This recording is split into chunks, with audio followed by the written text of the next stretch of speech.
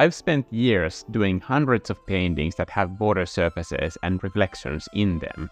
I gathered everything I've learned in this video to help you paint water that's realistic or fitted to your style. This is going to be a very information-dense video, so let's dive right in. Combined, all of these techniques will produce realistic results, but when we break down each component, they're going to be very easy for any skill level to paint.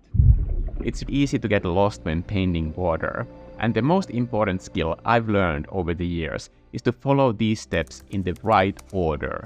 All of the reflections and light we're going to add later will be the results of other elements in the scene reflecting on the water's surface. So if you know that the reflections you are going to be painting are not going to be on a mirror-clear still water surface, it is enough that you block in the surroundings 80% of the way there before moving on to painting the water. That's why the first step that will make the entire process go faster and easier is to paint everything else except water. Things you don't paint in this first phase can be a useful tool later.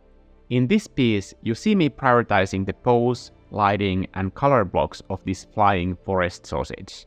But I left hours and hours of fur rendering for the last phases. That stuff is going to take time, but I'm not going to need to add detail to every area. This way, we get all of the necessary information about the pose and colors for the reflections. However, we can still use the last steps to control the composition with decisions on detail placement to move the eye towards the areas with more visual information density. So the areas that have more detail, that's where you know people will be looking. So that's why I didn't detail all of the fur, but for example the head and the face area, that's where I have way more detail than for example the paws or the areas in the background. The sky and cloud positions are important too, as they will be reflected on these waves. Now onto painting the deep blue sea. Except water isn't always blue, and now we're going to improve the way we see things. So let's add base. One element that separates professional artists from somebody who just started painting is removing color symbols from your art. A beginner thinks grass is green, clouds are white, and water is blue. A sign of an experienced artist is throwing all of those preconceived color symbols into the trash and really paying attention to what the actual color is. Just because this sea is deep, desaturated blue doesn't mean that's what water is always like. It can be dark gray, almost black, or green, or the sea can even be brownish to communicate a very intense storm mixing seafloor dirt from shallow parts into the waves. When you are starting out with waterscapes, I highly recommend paying attention to reference images at the beginning. That way, you will develop a feel for where in this palette you can find those base colors for your water. Eventually, you will be able to navigate to these areas of the palette simply from memory. This is after all a very small range of hues you can learn quite easily. And that way, you will also develop a feel for what kind of a sea color will fit with the surroundings or time of day or other elements in your scene. By developing this skill of seeing color beyond color symbols, that also affects the way that we actually paint. In our mind, both water and clouds are soft elements without color, so we end up painting them with either low opacity or with a soft touch that lacks the decisive brushstrokes that make our surfaces interesting in the first place. When we can draw knowledge first from references and eventually from our memory, we will be able to do much sharper details because we are not avoiding those decisions anymore. So don't be afraid to bump up that opacity all the way to 100%, even when painting water. Color selection is always more important when describing any material than the brush or opacity of that brush. And speaking of color, you don't need one base color, you need two, and sometimes three. If we look directly down into a sea, we will not see as much of the sky reflected, so this area near the bottom will be darker. Near the horizon, we will have less of the local color of the water and more of the sky reflected on the surface.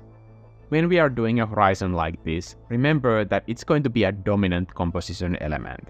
So do this with design. Whatever you do, I strongly advise you against cutting your image plane in half with your horizon line, as this often leads to compositions where it's unclear for the viewer where you want to direct their gaze. Note that this doesn't mean that we can't have our horizon line there in the middle of the canvas. It's all about what we see and what that means. We can, for example, blend it with the sky so softly that it doesn't even read as a line anymore. When we are doing research with reference images and choosing the color of our water, that choice always has a narrative effect on the viewer as well. Here, I went with a clear dark blue water because I wanted to convey a sense of cheerful optimism, and I wanted that light on the left to illuminate the inside of a wave and show the subsurface scattering effect of light. That light effect is honestly super easy, and here's how it's done. The only way we can make this work is by having a base layer that is both darker and more desaturated than the light we are showing through the waves. This light is a dark additive shape and a bright overlay shape, Gaussian blurred on top of a normal base layer. Once we are happy with our gradient showing the warm sunlight shining through, just set both layers as a clipping mask to the wave, and let's switch that brush to blending mode. Here, we are painting the small streaky waves on the smooth through part of the wave that leads to the crest, the breaking point of that wave. Also, adding these streaks in the base layer ensures that the look and direction of the wave stay consistent with those light effects that we just added. That foamy crest is a little trickier, but not for the reason you might think. Here, a chunky spray brush is handy for getting that soft look. But I recommend blocking in the shape of the crest before adding texture, because the shape is more important than the texture. The texture can be added later. I know that I have said this in my previous color theory videos before, but whatever you do, do not use white. Because this area is desaturated, we are tinting it with the color of the light in this scene, and light is never white. Shadow colors come from the opposite side of the color wheel, so that you don't have to worry about, because once you have decided the hue of your light source, you have already decided the hue of your shadows. Here, I'm mixing the shadow colors with these green hues that are being reflected on the shadow side of this foam. When it comes to white, you have to be extra careful with the reference pictures that you are taking or using. An element that looks white in a photograph is not white in real life. That's just the limitation of the technology of photography. So if you are taking a reference picture in real life, make a mental note of the color that you see there, if you don't see it in your photographs. If you are unsure what the color temperature of light is in any given situation, simply fold a white paper in two and compare the color temperature of the shadow and light side on that paper. Reflections are much easier if we can simplify them into 3 planes. Sometimes you see reflections not in waves, but these small noisy dents. It's easier if we think of these smaller ripples in 3 mirror planes. One sloping away, mirroring the scene. One plane is lifted towards you, letting you see through that surface, and one is facing up, showing the sky. Then when we are painting these 3 different sides of a small wave, all we need to do is blend these together to get that smooth look. At this point, adding reflections should be easy while using the existing elements in our painting. On the left, you see reflections from the sky. We can do this by just copying the canvas, flipping it vertically, and using warp transform to bend it along the water's surface. Then set it in light and blend mode and add a black layer mask to that layer so that you don't see anything. On this black layer mask, we can paint with white to show the reflections where it makes sense. Now think about those 3 mirrors. Which of the 3 mirrors are pointing at our reflection source?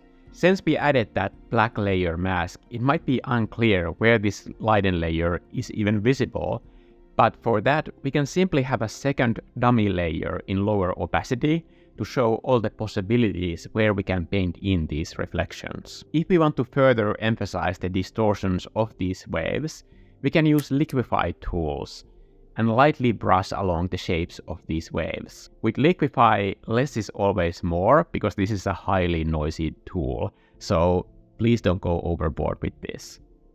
Here on the right, and sprinkled all over this painting, we see these splashing clear water droplets with reflections. This might seem complicated, but honestly, these are really fun and addictive to paint after we internalize the following simple principles. Now, sorry for the following. Obviously, I'm not a physics teacher, but when it comes to painting, this is all you really need to know about how these droplets work. If you have a cylindrical empty glass, you will see straight through it. But if you fill it with water, the view on the other side gets horizontally flipped. The same happens for a horizontal cylindrical shape. If it's made out of water, it will vertically flip whatever we see through it. Now we just combine these two. If we have a spherical object, like a water droplet, we simply combine these two. So if we have a sphere in the shape of water, the scenery is flipped both horizontally and vertically. That's really all there is to it. So even though it might seem complicated, this isn't that tricky. In elements as small as these, the scenery I'm talking about is really 1 or 2 brushstrokes. That's enough to create this illusion.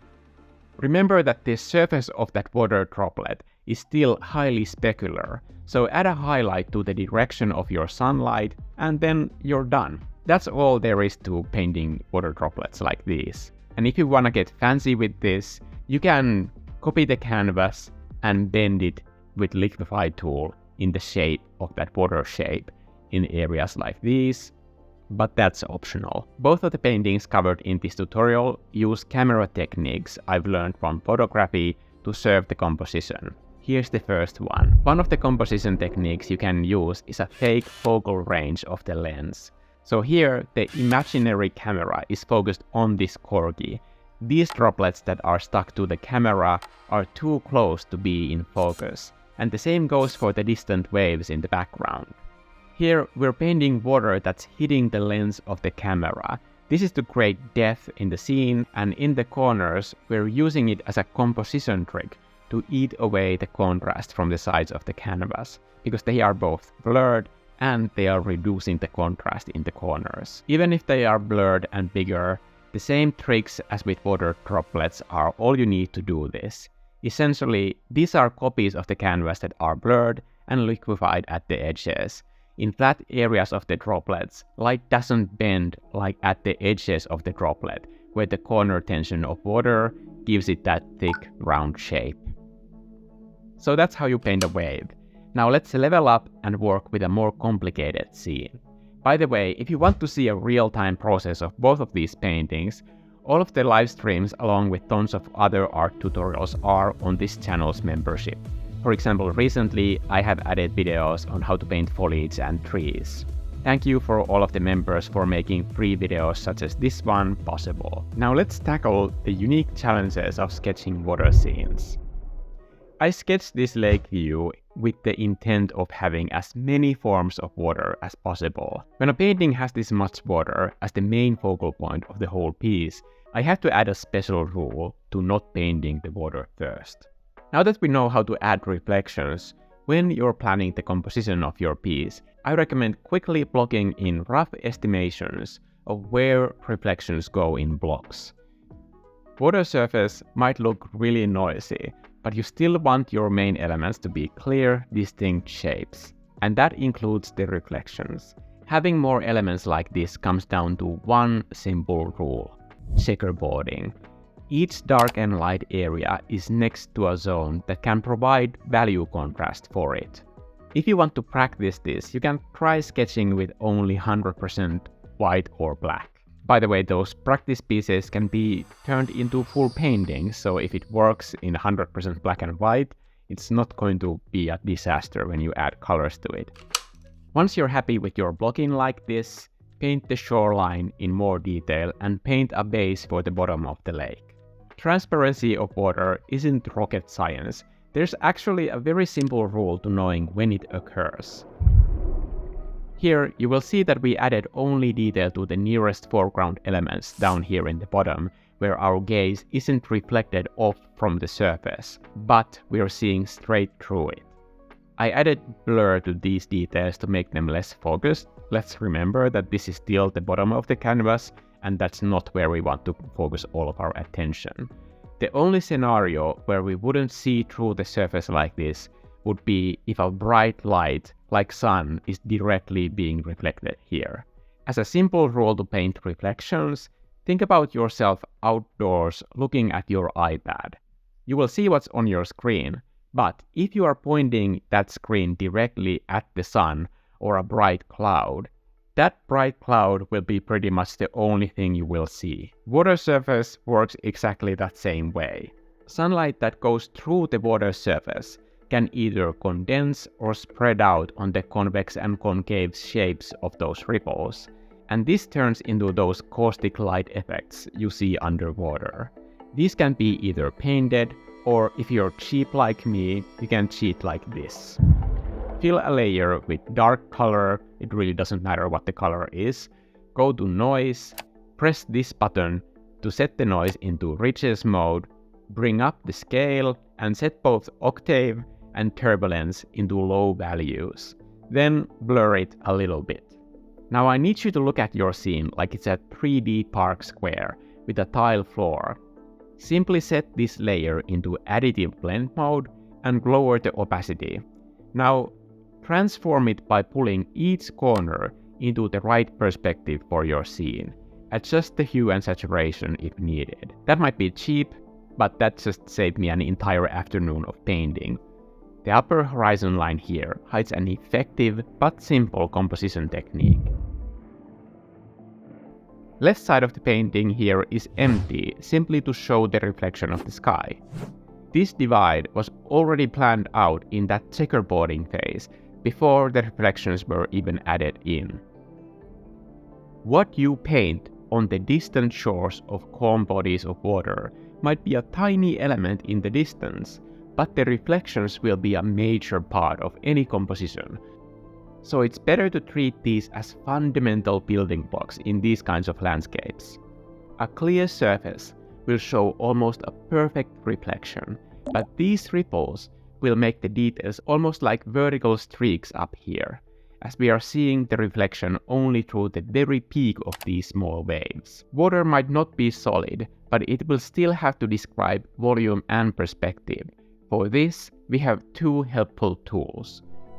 Reflections on waves get distorted by those waves. To stay consistent with the direction of these distortions, we can create a guide layer to remind ourselves of which direction to push these shapes in. The memory trick that I use for these is waves come in S-shapes, never in symmetrical vases. Remember that perspective trick for caustic light effects. We can use the same trick to describe the perspective of any water surface. The waves in our scene are on a plane, and that plane needs to be in perspective. Let's say, for example, that the waves are round and going slightly past us. A simple guide grid like this can be helpful. We can use Free Transform tool to skew it into the right perspective for our scene. Now, when we add reflection details, we can stay consistent with these shapes. Guide layers and Free Transform are super helpful tools when you're knee-deep painting those reflections, and they will make sure that you are thinking of the bigger picture at all times, even when you're zoomed in and working on those details. We don't have to stick to rivers and lakes. Let's go chasing waterfalls. And yes, I'm that old. Before the water here hits these waterfalls, that water funnels through this tight space where the ripples hit the edges of the waterfall, and that mass of water also hits itself, causing these horizontal lines to break into smaller choppy waves. We can paint waterfalls with as much detail as we like, but here I'm simplifying the fastest moving parts into light streaks. This is also the second photography technique I referenced earlier. When you're pressing the shutter on a camera, with longer exposure, you lose the detail of fast-moving elements. When depicting water that has multiple phases of speed like this, we can emphasize the contrast between stillness and motion by focusing on the details in the still areas and letting the fast-moving water just convey that direction of that motion. Note that just like the crest of waves, these are not white, and I'm sorry for saying this twice, but this is a really important part for the whole tutorial. We're simply using warm light because in this scene the light is warm, and that warm light is tinting the light areas while making the shadows cool, and we do that by painting both with color. To smooth out that texture, switch the brush to blend mode, but follow the direction of the water. At no point am I dragging this paint upwards, and what I absolutely do not recommend is wiggling the blender back and forth like this. Follow the direction of the water in one direction or being very mindful, very moist. For splashing water, we're using the same spray brush, but instead of using it for big texture, scale down the size and paint the foam in layers. Almost like petals of a flower, starting from the base shadows and building up towards light areas at outer edges. Water might look chaotic, but it has a lot of surface tension, meaning that even when it's splashing like this, it can spray in clumps. So when you're doing this, think about the speed at which that water is splashing. To give that sense of speed to this small texture and that spraying water, we're using perspective blur by dragging the blur center here and adding a small blur. Note that this blur will be more directional and effective if it's only a small blur. A bigger one would wipe all of that spraying water detail from here, and then it would just look like a normal Gaussian blur. We don't want to go overboard, not after all that effort we put into our beautiful water petals. While this is a tutorial on painting water, and I've honestly worked my butt off to keep this as concise as possible, I'm simply going to mention that you can use that perspective trick for these lily pads as well. Even though they're organic shapes, it really does make a difference if you can make these oval shapes follow the same perspective you have established elsewhere on your water surface. I'm sorry for the sidetrack, let's get back into the water. If you're lucky enough to have swam in open water, you know that even still bodies of water have warmer and cooler areas. Cool sections of water will break the water's surface. This will be super noisy, but it can be a helpful composition tool if done right. While only a portion of this choppy water in the distance is reflecting the sky, in the distance, these bits of sky will optically blend into one continuous horizontal streak. Here, we don't want to paint tiny ripple details this far away, or we'll crush that sense of space in our scene. In a nutshell, this simplification goes as follows.